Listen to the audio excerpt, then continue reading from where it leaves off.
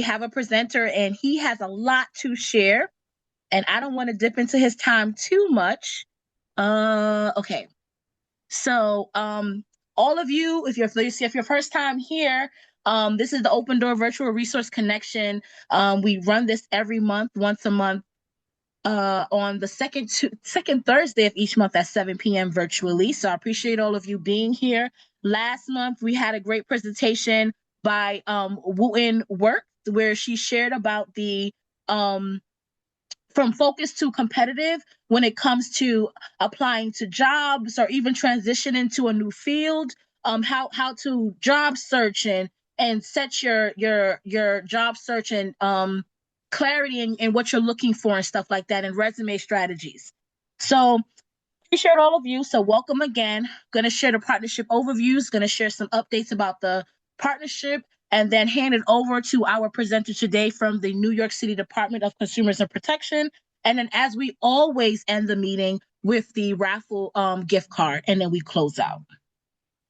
So partnership overview, if you don't know, one of the main things I always say, one of our main purposes is to connect families to resources based on their need. We often get calls about housing, employment, and immigration services. We also host a variety of events, just connecting families to the resources in the community or providing some kind of self-care or educational opportunity. And you're definitely going to see some of them just coming up. There's a lot of stuff coming up. Don't know why that's there, but don't worry about that. For our monthly meetings, I just spoke about Open Door. Again, that happens virtually at 7 p.m. on the second Thursday of every month. We have our general meeting. This meeting is largely attended by service providers because it's during the day from 3 to 5. It happens on the fourth Thursday of each month from 3 to 5. And this month it's only going to be virtual. So if you're available, we encourage you to attend. We've been sending out the notices to everyone to let them know that it will be virtual. We will not be in person, okay? And mind the the NYC department in the middle. So upcoming events, and it's blocking my upcoming events in the back, but that's okay. I was trying to enlarge them. This Saturday, we have a great Mother's Day brunch. It's Sweet Layers Mother's Day brunch. We have an activity of cake decorating and a mental health activity attached to that. So we're looking forward to celebrating the mothers that have signed up for that. We have some spaces opening up as we are confirming with everyone who's registered for this event. If they're not able to attend, or we're opening it too, because we do have a wait list. So keep a lookout for that. And I'll also put in the chat, once I hand over the presentation to our presenter, I'll start putting these flyers with the link in the chat, okay? We also have an awesome opportunity for youth where they will be learning how to tell their story through photography. We have a great partnership with the Josephine, I'm forgetting the name, sorry, and then their name is being blocked by this thing, you see, the Josephine Herrick Project, and they will be teaching them for 5 weeks about photography. And then on June 20th, they will have an expedition in the community sharing what they did during that training. So we have people signing up. We do have a few more spots. So if you know any youth between the ages of 13 to 18, please encourage them to sign up because space is limited. During this, it will be hosted at the Flatlands Reformed Church located at 3931 Kings Highway. And it was only 2 hours, but we are providing Metro cards for them to travel. Food will be provided as well, and there's no need to have any experience. All equipment will be provided. So please let any youth you know that may be interested to take advantage of this. Like I said, we do have a few more spots. Okay, what else is coming up? Also on May 23rd, we have on Saturday a Lego competition. This is going to be an amazing robotic competition where youth and young individuals are able to build their own robot, and I believe it's going to be electronic where they can move it as well. So it's going to be a competition. There will be surprises for first place, second place, and third place, and also other prizes like who was the best solver or showed leadership and stuff like that. So if you know any kids will be interested in this, registration is open. We have started posting it. Space is limited, so please let them know to sign up before that gets booked out because it gets booked up pretty quickly. And then the next event is our annual community baby shower.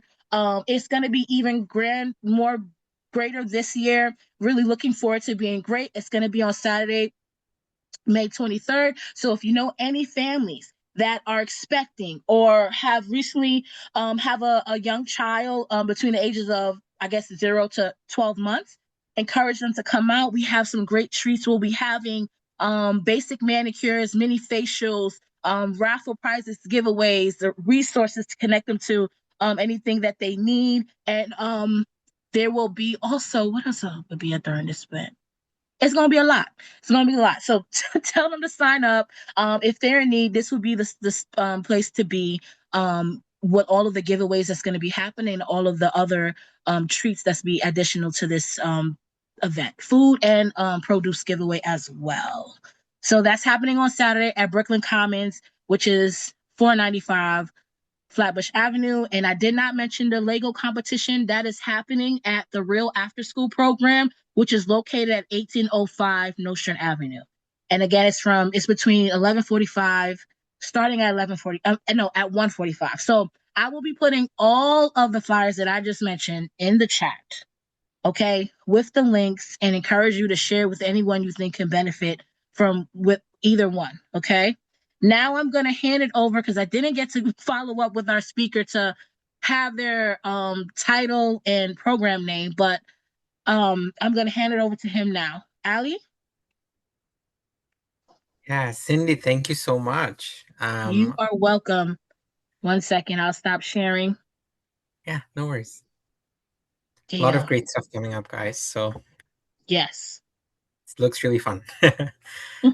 So my name is Ali. I'm with the New York City Department of Consumer and Worker Protection. I'm going to quickly go ahead and share my screen so that everyone can have a look at the slideshow.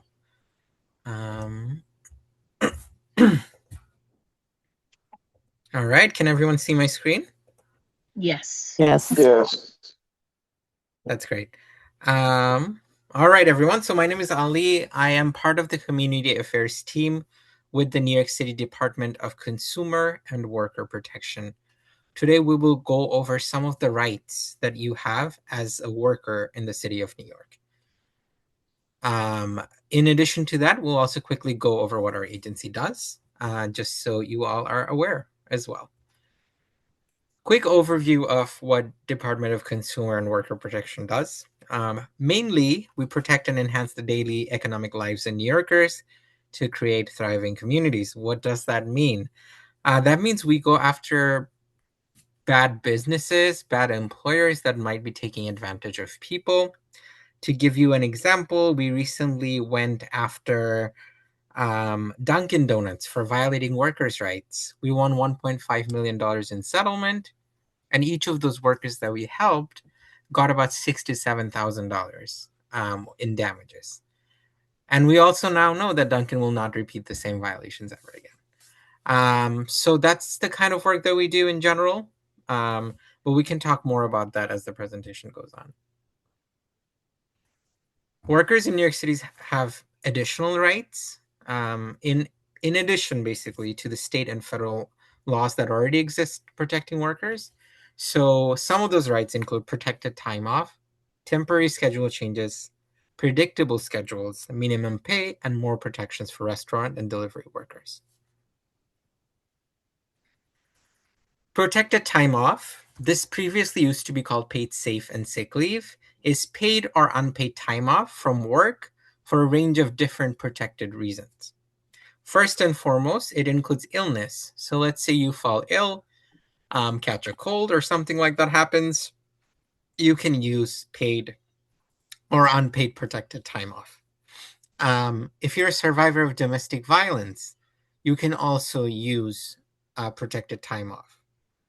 If you need to take care of a child, you could also use protected time off for public benefit. So SNAP appointments, cash assistant appointments, or if there's extreme weather, you can also use protected time off.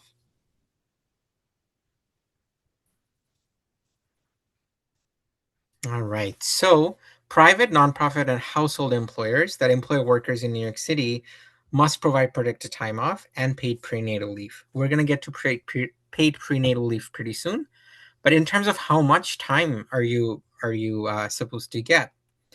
In general, most employers are supposed to provide at least 40 hours of paid protected time off. That's 40 hours of paid leave. So, and in addition to that, they're also supposed to give you 32 hours of unpaid leave. Now, the question is, why was this law put in the first place? Because there are many industries where workers are not given this luxury, right? So when people, what really is a right now, right? It used to feel like a luxury because it wasn't given to people. You might, when you feel sick and you don't show up for work, you're really worried. I'm not going to make money for that day. But there's no opportunity to take care of yourself. This law gives workers an opportunity to take care of themselves, to recover, without worrying about losing a paycheck. And so that's really why the law exists. So as you can see, household employers such as nannies, babysitters, housekeepers are also entitled, in addition to other employees, to paid protected time off. Paid prenatal leave. This is actually somewhat recent. Regardless of employer size, employers must provide a separate bank of 20 hours of paid prenatal leave. So this is in addition to the 40 hours of paid sick leave or protected time off that you're that you're getting. And then also in addition to the 32 hours of unpaid time off, protected time off that you're getting. Employees can use paid prenatal leave to take care of their health during their pregnancy, such as uh, getting blood work done or visiting the doctor. They can use the hours listed, the 20 hours of paid prenatal leave to take care of those those health needs. Our agency actually has a dedicated paid care division. So when we say paid care, we're referring to domestic work industry. So if someone is working as a home health aide, if someone is working as a nanny, for example, they have those same rights as well, such as protected time off. And our agency has a dedicated division, investigators and lawyers that protect the rights of paid care workers. Freelance workers also have rights. So let's say you are a photographer and you run your own business. You work freelance. You have right to a written contract, timely and full payment of your work. This sounds very like common sense, right? Like, yeah, isn't this how things are supposed to be or were in the past? But that was not the case. Many freelance workers were suffering from breaches of contract, right? Or no contract at all. They might have, someone might have given them a job, like, hey, you are gonna be the photographer for my wedding. But what would end up happening is someone didn't like the picture, or if someone just didn't want to hire them, they could just not pay and get away with it. And freelance workers would have to then go to court and do all of that. But right now, it becomes easier to dispute because now they're entitled to a written contract, payment, freedom from retaliation. They can actually file a complaint with us as well. This one has been pretty big for us recently, actually. The rights of fast food workers. Fast food workers in the city have additional rights, and one of the biggest one is no firing or reduction of hours without just cause. This is major. Essentially, this is ending the at-will status of fast food workers, meaning that fast food workers can no longer be arbitrarily fired without a written notice that explains why a person was fired. Because a lot of these laws we're talking about are very new, we encourage people to share with their neighbors. So, if you work in the fast food industry, or if you don't, and you know someone who does, like, share some of the knowledge, some of the rights we're talking about with those people as well. Because with our worker complaints, we can't really enforce a lot of these laws, right? Without just cause, that's a big deal. So many fast food workers can now actually rest easy that they won't be fired for arbitrary reasons. Just cause refers usually to something like an economic downturn, for example, that might force a business to fire someone, and that is allowed, right? But if someone doesn't, let's say a manager doesn't like an employee, or um, for any of, like reasons like discrimination, reasons like just like any other reason, they probably want to hire someone they know, for example, they can't just fire without justifying why they're firing or reducing hours. And then priority will be given to laid off or current workers when new shifts are available. Um, Written explanation for firing, as I mentioned, written long-term schedule, and then 2 weeks advance notice of work schedule. So those two bullet points, the last two that I talked about regarding schedule, are enforced under what is called the Fair Work Week law. Fair Work Week law um, mandates fast food restaurants, fast food chains, fast food cafes to give people a predictable schedule. Um, this was a major demand from our advocacy orgs as well as workers when this law came to be. One of the main issue was that shifts would be canceled randomly. A manager might call someone middle of the night and ask them to show up, and if they didn't show up the next day, they would be fired. Behaviors like that severely disrupted the life of fast food workers are now unacceptable under the Fair Work Week law. Um, when workers have a predictable schedule, they can live their life without worrying about their paycheck. And that's sort of the idea behind the Fair Work Week law and the rights, a lot of the rights that you're seeing here for fast food workers. We actually, um, let's see if I can pull it up real quick. Oh yeah, I have it here. Last year, we had this major win against Starbucks. So Mayor Adams, DCWP announced $38 million settlement with Starbucks, in largest worker protection settlement in city history. So a lot of the laws that we're talking about are not just some laws that we have on the book, but we're actually acting on them. Workers around the city are banding together and are filing complaints and are helping us hold a lot of these corporations accountable for violating the rights of workers. So when I say fast food, I'm really referring to places, for example, like Starbucks or Dunkin' or a chain store in general. So if you work in any of those locations, these are your additional rights. Moreover, retail workers also have rights. If folks work in retail, they're supposed to get a 3-day advance notice of work schedule, and they're not supposed to have any on-call shifts, no shift additions with less than 72 hours of notice, and no shift cancellations within that same time period. This is again to protect workers and to ensure that they have a steady source of income, and that shift cancellations can impact that, right? Um, and on-call shifts mean that you can't really do anything that day because you're constantly on high alert that you might be called to start working anytime, right? So none of the things that I mentioned actually, it doesn't prevent workers from taking on additional shifts. It prevents workers from being forced to take shifts on short notice. Food delivery workers also have rights. Our city actually passed many legislations that offer additional protections for food delivery workers.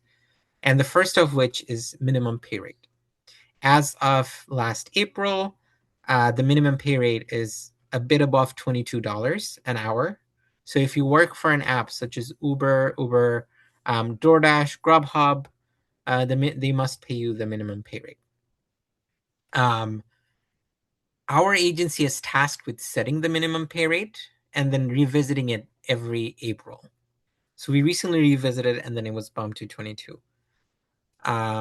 Delivery apps are also supposed to tell you how much a customer is tipping for each delivery. There used to be a time when there were no tip transparency. Delivery workers would not be able to see how much they were being tipped, and that's an issue. If you're a delivery worker, you consider that your income, a part of your income, that might be a big part of your income as well. Um, And they're now supposed to tell you your total pay and tips for the previous day as well. Now you can also limit how far you will go from restaurant and also refuse to go further than a certain distance. This is important. There used to be a time when some delivery workers might be sent miles and miles away. Let's say someone is in Manhattan, they'll be sent to Canarsie or I don't know, Jamaica, Queens, or somewhere even deeper. And for that person, they wouldn't have, for that worker, they wouldn't have the option to turn down the delivery because if they did, they will be penalized for it, right? And so that doesn't, that's under this new law, that's not supposed to happen anymore. And then you're also supposed to be told your route details before you accept a delivery, and to be paid at least once a week. Yep, here we go. All right, perfect. Now I want to share with you all that everyone, regardless of their immigration status, have a right to file a complaint. Under our agency rules, we don't ask people for their immigration status. So if someone wants to file a complaint, the thing that we really, really care about is the violation of the law, violation of the workplace law. We do not ask for immigration status, and we help everyone regardless. Some of the common types of violations that we get are employers telling employees that they're not eligible for sick leave or not letting them use their PTO, and retaliation against an employee for using their PTO. Retaliation is taken very seriously. If you or someone you know has faced retaliation from an employer, please ask them to file a complaint with us. So retaliation for exercising right under some of the city laws that we talked about. There's also carryover violations, and that's often accrual violations as well. Like they might not be, counting the accrual properly, and similar violations are brought to us all the time. We interview the worker. So when it comes to our investigation process, we interview the worker, request information and whatnot. After full investigation, if we find violations, we explain our findings to the employer, right? And we try to settle the case. And when we settle, our goal is to get compensation to the worker and then civil penalties as well, to ensure that the employer doesn't repeat the same violations. If there are no settlements, our attorneys go ahead and file an enforcement lawsuit in court. All right. Are there any questions about workers' rights or any of the topics I talked about?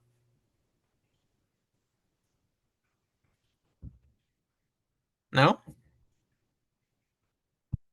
Okay. All right. That's great. We'll have a slight shift in sort of the discussion. A lot of the presentations we give are to the immigrant community and to allies, right? So I'm going to talk briefly about the consumer side of the work that we do. So you heard about the worker side of work that we do. This is the consumer side. When it comes to, let's say, consumers, we do a lot, and that's one of our central responsibilities. To give you an example, we license any place from we license anything from stoop line stands, which is like when the groceries wanna extend and have we license anything from that to home health employment agencies, to home improvement contractors, and many more industries. And that gives us an ability to regulate many of them, right? So, for example, with home improvement contractors, we recently filed a lawsuit worth $20 million against a company called Radiant Solar. Radiant Solar was defrauding community members in various different ways, but particularly in their sale of solar and the financing and whatnot. So that's the kind of work we do when it comes to consumers. A recent issue we've been seeing is a lot of immigrant community members who are seeking assistance, legal assistance, are ending up in hands of bad actors. in people who end up taking advantage of them. People who pretend to be immigration lawyers when they're not. So we refer to these individuals as immigration assistance service providers, or ISP. So there are certain things ISPs can and cannot do. ISPs are not lawyer, so they cannot give any legal advice on any immigration matter. So that includes selecting which government agency forms to file. Um, They also cannot represent you in court or before the federal government or any immigration authority. However, they can provide translation services. They can help you gather documents or photocopy documents for your application. So immigration law is very complicated, and we all just, this is sort of a disclaimer for people, I guess. But there are sources that can be trusted. And these are some of the free resources, immigration legal resources that are available in New York. And this is just a few. There are many. And we encourage community members to use trusted sources um, rather than a Facebook ad or something like that, without really doing their research. We would encourage people to use resources that are trusted. So Action NYC, for example, New York State Immigration Hotline, Bar Association as well, can direct you to immigration lawyers who are licensed and are actual lawyers. All right, so that would be the conclusion of my presentation, but I'm happy to answer any questions or be a resource for you. You can ask questions unrelated to maybe about any other consumer issues you might have. You can do that as well if you like. But this is our contact information if you want to take it down. Yeah, thank you so much for being so patient and listening to me. I cannot see if there are any questions, but let me stop sharing so I can take a look. All right. Ooh. Okay, folks. Dee, go ahead. Thank you, Ali. That was a thorough presentation. I did have one question. You went over all the different the laws for certain types of worker, but for these workers, how do they become aware of that? Because there's a lot of workers that are working, whether it's in retail or in the fast food industry, what have you, that don't even know what their rights are. So are the employers Mhm. responsible to like hold a meeting on these updates in terms of what they're covered for and what they're not, so that they know, okay, well, they didn't allow, like they might not even know PTO. So like, how is that communicated to them? Yeah. Dee, that's a terrific question. And when the laws were passed, that's something the lawmakers also thought of as well. So what I didn't mention is that a lot of these employers are actually supposed to give you um, flyers that we have about the fact that these laws exist, right? One part of it is that we are working to raise awareness through events like this, right? Um, and then the other part is that employers are supposed to do that, right? But are many employers doing that? Not really. Um, and that's part of the reason we do want to have a conversation. We do want people to, tell us when employers don't share this information with them, because that's also a violation. But how can they tell you if they don't even know? I guess that's Right, the question. right. Like And if so, I'm working uh-huh, at McDonald's and I don't know, right, I can't go to right, your organization and complain because I don't yeah. even know what the law is.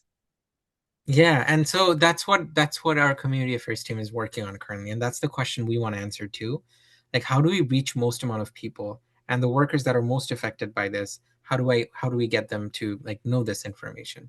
So we've different channels that we use. One of them is the direct community affairs portion. Another is online as well. We try to raise awareness through advertisement, for example. And so we're doing all of this to hope that enforcement actions as well. For example, the $38 million against Starbucks that also generated a lot of press, and people who never heard of Fair Work Week law suddenly read about it in the newspaper, right? So, I mean, I do have to concede that it's a long goal for us, right, to make sure workers actually know their rights. And it's something we're working on right Great. Thank you so much. now. Well, of course. Um, any other questions I can answer? Mildred, I Yeah, think you I have a wanted contact. question. Oh, Yeah, sorry. carry. Someone has a No, question in the go ahead. chat. No, it's just contact info. I can put it on the chat. Okay. I do have a question, and my question Mhm. is, don't a lot of companies or agencies share a lot of that rights and information in like on site, or usually when the person is first hired, like the handbook, but a lot of times people don't read those things. Yeah, and that's an issue too. Many times employers might even share them, and folks are not looking at them. But a lot of the laws that we talked about, Cindy, are require employers to share them. Yeah, either post them Yeah, I was on gonna say on they post them. They post it up. yeah, and the good ones post them, right? They're following the law, they post them, right? And some of them might not. And then that's when it becomes an issue. Contact info, let me just put it down real quick. So email is. Any other questions I can address? So I just want to also plug in real quick that yes, like worker protection is one part of what we do, but we also have, for example, financial empowerment centers. We have 30 of them that offer help free of cost. So free financial counseling that you can receive. To talk about your debt, to talk about, planning to save up to buy a home, for example, improving your credit score. We run those in partnership with nonprofits. We also just finished our tax prep season. Free tax prep. We offer that service as well. And we offer services, free tax prep service for small business owners and for self-employed people year around, by the way. Those are some resources I wanted to share with you guys. But thank you so much for listening. I will put my contact info below. So feel free to reach out to our department with any consumer or worker related issue that you might have. Even if we can't help you ourselves, we'll make sure that we direct you to the right authority. Cindy and team, thank you so much for having me. Yes, and before you go, Yeah, sure. you shared that the best way to follow up on some of the resources that you shared is to email you at this email. Yes, and then And people can also visit our website, which is very, very intuitive, nyc.gov/dcwp, and I'll also put our number down. And I just want to ask, with that number, like what's the process when they call? Is it a robot and then they get connected? So what does that look like? Yeah, sure. So it depends on what you're trying to do. So if you want to get in touch with our community affairs department, for example, that number will lead you to a person. Like it will be one of my colleagues, right? If you're trying to file a complaint, for example, you can do it online, or you would have to call 311. So 311 operators, if you get, will help you file a complaint. Otherwise, it depends mostly on if it's a worker complaint, you can also email directly our lawyers who handle sort of the worker issues, right? But usually the best thing you can do is file a complaint, and then we'll go through the process and make sure it's been looked at, and then direct you to the right authority. Okay.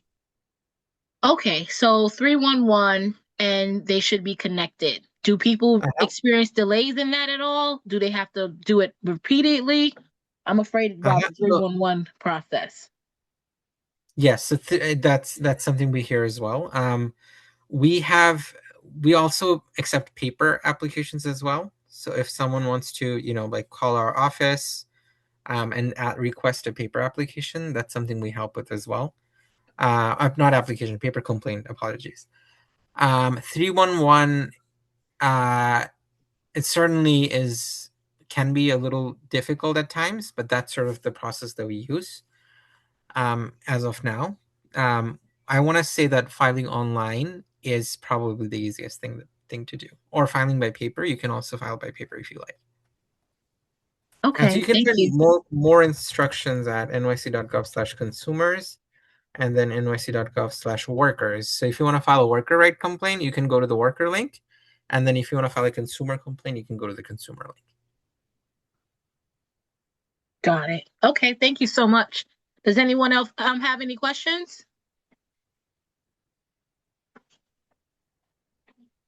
Great. Thank you for sharing that information. We really appreciate it. Of course. Thank you. Have a good night. Yeah, have a good Okay. night, everyone, and good luck on your raffles. Thank you. Yes. So Thank leading you. into that, Thank one you. second, everyone. Let me just get my screen up.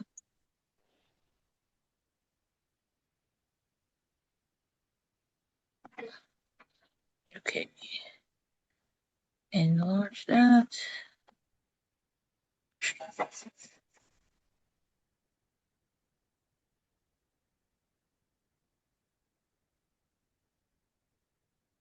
What is it share?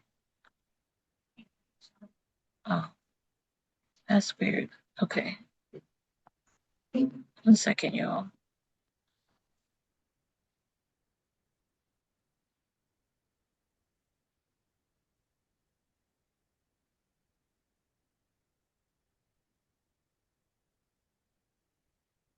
Okay.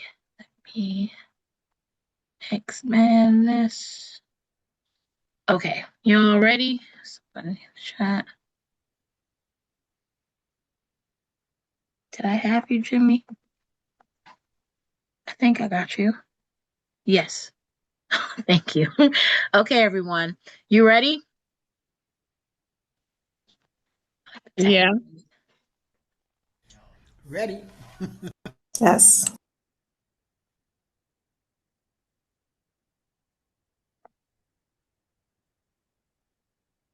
Tawana, you still with us? Yes, I'm here, Cindy. I'm sorry. I was trying to send him. I'm here. Good. All right, you're a winner. Oh, Congrats. thank you. Yeah.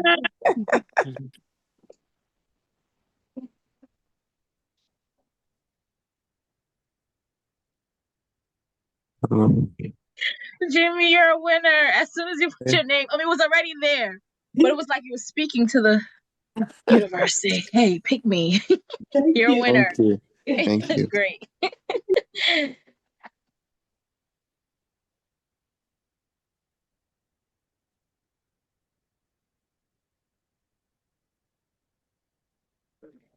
And George, you are our last winner. Thank you. Okay. Thank you. You're welcome. All right, winners, please stay on. I'm going to send you a link for you to identify yourself as a raffle winner for you to receive your gift card via email. So just hold on. Please don't leave. Everyone else, thank you for joining us and staying with us. Again, I shared all the flyers that I mentioned earlier of the events that I mentioned earlier. Sorry. Please share them with anyone that you know will be interested in and some great stuff coming up. And stay connected with us. We have a lot of things coming up as well. Oh, Thank you. Cindy, Yes. Thank you. Cindy. Yes, I'm here. Yeah, I don't know if you saw it. I sent you the flyer for tomorrow, so I don't know if you saw it and were able to share it. You mean in the chat now? No, Sure. I emailed it to you for the wellness fair tomorrow. Yes. Okay. But would you like me to share it now in the group? We'll Yeah, definitely post it. yeah, if you could, if not, because it's tomorrow, so it's not much. You don't have much time. Yeah, sure. Okay, I'm saving it right now and gonna put it in the chat. Okay, Okay, thank you, for thank everyone you. to see. You're welcome. Not a problem.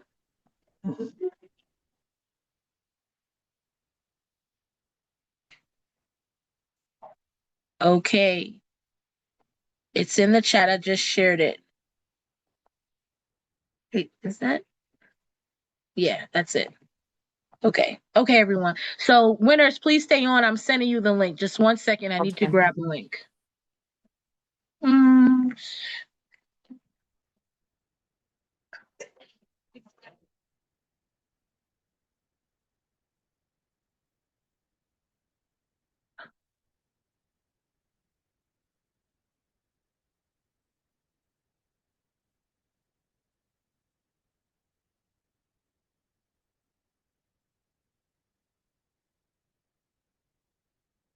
Okay. George, Jimmy, and so on.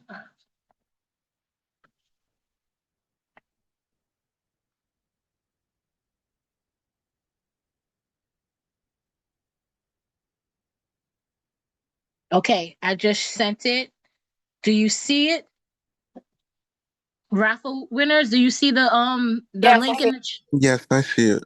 awesome. Okay, please complete it. We're no, I sent it to you we're still.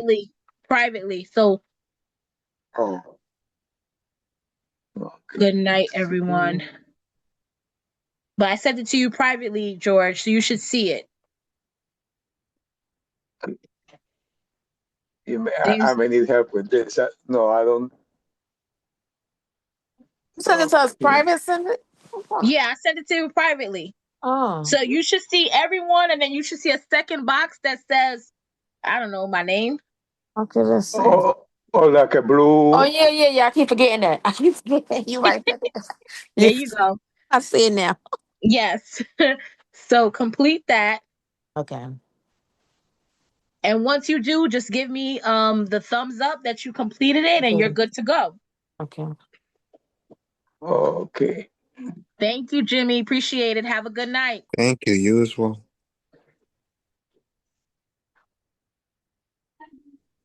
No, it's not it. I can't see. Let me in the kitchen. It's okay. What's the name tomorrow? Let's see.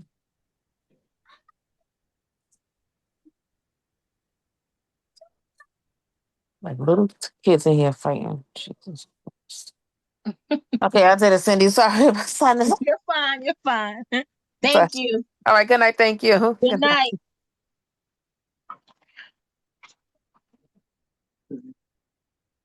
This,